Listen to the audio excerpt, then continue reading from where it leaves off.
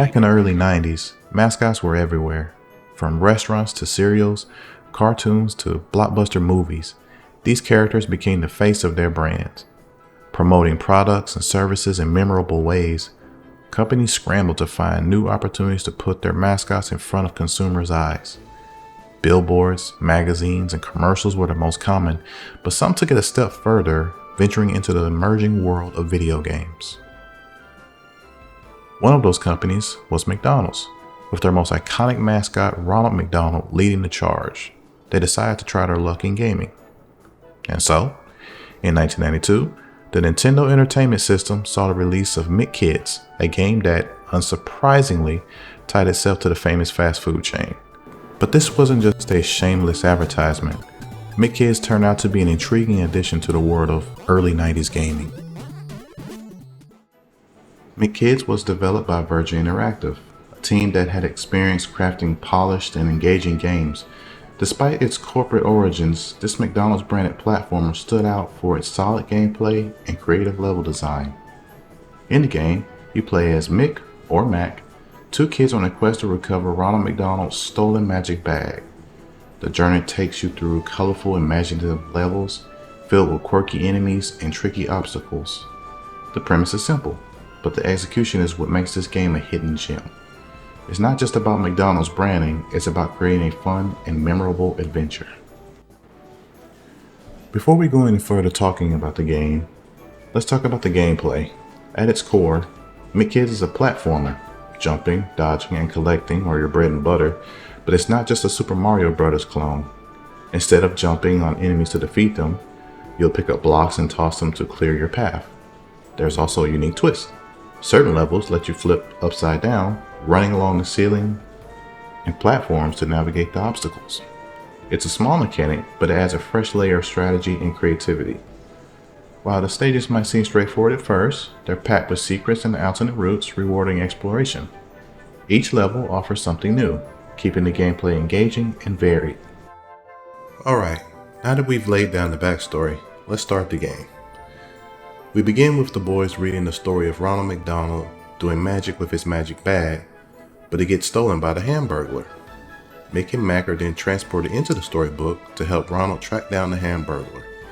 He gives us the task of finding 4 McDonald's cards, and he will show us the way to Birdie's house to continue our journey. I'm not sure why he couldn't just show us the way to Birdie's house to find the bag, but hey, it's an early video game, things don't always make sense. Regardless, the first 6 levels of the game take place around Ronald's playhouse. The levels are designed with a platforming forest theme. You encounter a few enemies like gophers, birds, and terrorizing snails, and we are introduced to some of the basic mechanics of the game. As previously mentioned, at times the game gives you a platform with a spinning device that at the end of that, when you run into it, spins you upside down. You then have to navigate the game from an inverted perspective. The goal of each level is to reach the finish line, but before you do, you have to search for and find the McDonald's card hidden somewhere in each of these levels. There's usually at least 1 card per level. But here's the trick the game doesn't tell you. The card you find may not necessarily be the one you need for right then. Some of the cards you collect could be secret cards or even cards you may need for future worlds like Birdie's Treehouse, for example. After traversing the trees and forests of McDonald's playhouse, Ronald congratulates you and shows you the path to his dear friend's Birdie's house. Birdie greets you and basically gives you the same task. Traverse the area around her home, and she will then show you the path to our next McDonald's pal, Grimace. Birdie's levels on paper follow the same concept. Explore the level and find the McDonald's card. This is where the game cranks up the difficulty. The levels center around being either high in the sky among the clouds or in the mountains. There's a few more challenges to be had here. The cards are not always easy to spot, the enemies lurk in ambush spots, and some of the levels are slippery with ice. So just know, you have been warned. After you collect the cards for Birdie, she rewards you with a freshly paved path to her good friend Grimace. Grimace marks the halfway point of this game and introduces yet another difficulty spike. There are fewer clouds in these levels, but There are new mechanics like digging, which adds another layer of challenge. If that wasn't enough, the game also introduces more canoe levels and, I have to say, some of the most nauseating waterfalls in gaming history. Okay, that may be a bit dramatic, but if you are sensitive to rapidly changing colors, I highly advise skipping this part altogether. After collecting enough cards for Grimace, congratulations, you've beaten the game. Nope, you guessed it, another path opens for you, this time leading to the professor's workshop. The professor gives us our toughest task yet, 5 more cards. For these levels, the professor needs us to collect cards so he can fix the rocket he's been working on and send us to the moon. These levels are a mix of everything we've encountered so far. Canoes, trees, branching paths, and meteors? Yep, new obstacles keep coming.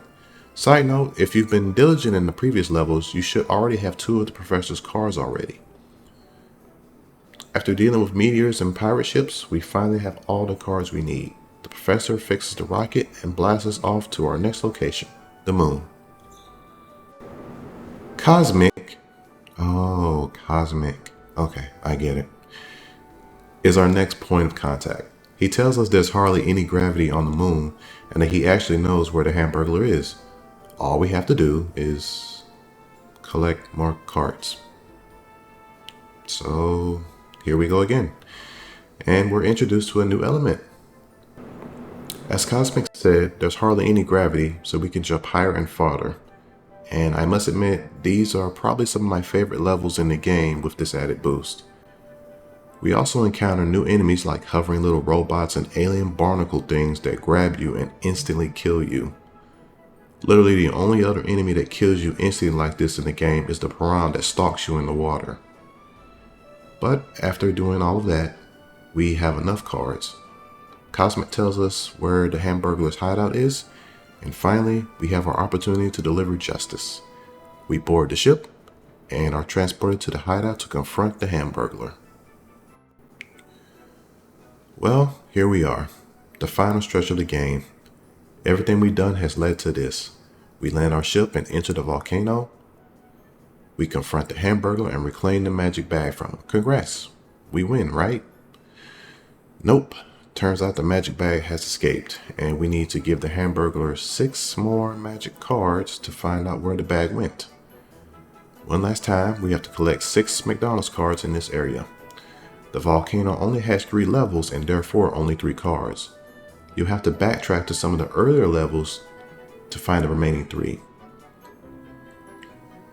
If you haven't already, which I hadn't. The volcano levels feature the typical themes that you would expect. Lava, rocky terrain, and boulders, plus some new music. But these levels also introduce a new gaming mechanic, rolling platforms on rails. These platforms don't automatically move, instead you have to hop on and move in the opposite direction you want to go. This isn't too bad at first, but the last level gets very tricky. You have to run across a bridge before it burns up, jump into a rewind box, hop on the platform, activate a switch to flip upside down, and then navigate the rolling platforms upside down. Misstep and you'll fall into the sky. Once we've reached the end of the level and have all the cards we need, it's time to reclaim the magic bag. We return to the Hamburglar, who tells us the magic bag is in a magic cave.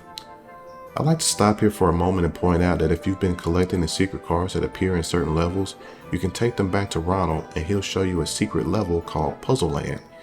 It's another set of levels without enemies but with extra challenges before the end. Completing Puzzeland awards you 10 extra lives. But if you happen to use those lives and return to Ronald, he'll give you the real reward, 99 lives. With that out of the way, let's secure the bag. We enter the magic cave and navigate a few short volcano-themed obstacles. Nothing new here, lava pits, floating blocks, and more lava pits. Once we make it past all that, we reach our target, the magic bag. Alright, ready for a boss battle? Surprising, right? We've played through the entire game and are just now getting a boss battle at the very end. The bag sits up high and spits out attacks. Magic handkerchiefs, a magic shooting wand, and a rabbit. Just like the rest of the enemies in the game, you can only attack them by throwing objects. Thankfully, the game gives you an infinite amount of rocks to throw. The handkerchiefs aren't too bad, but the wand is tricky. You have to evade its attacks and get a running start and throw rocks at it at just the right time. It took a few tries, but I got it. The rabbit jumps around in a magical hat and tries a tunneling technique, but repeating the process of throwing rocks takes it down as well. After that, the bat runs out of tricks and it falls into our lap. We return the bag to Ronald, he thanks us, and we have a picnic. And that's the end. So what can we make of McKids? What did it accomplish? Honestly, it does a good job of being a solid early 90s platformer. If you're a fan of early Super Mario games, I think you love this as well. It's not just a marketing cash grab and it doesn't beat you over the head with McDonald's branding. Heck, there's not even any food in the game. No Big Macs, chicken nuggets, Happy Meals, or anything. I do think it paved the way for other companies to feel confident about bringing their brands into the world of gaming. Though I'm not sure others captured the simple and fun aspect as well as McKids did. It's fun, engaging, and does the most important things video games can do: frustrate and entertain. Just want to say thank you for watching, and if you made it this far, just know that I really do appreciate it. And if you have any comments or feedback you can give me, I would greatly appreciate it. Thank you. Until next time.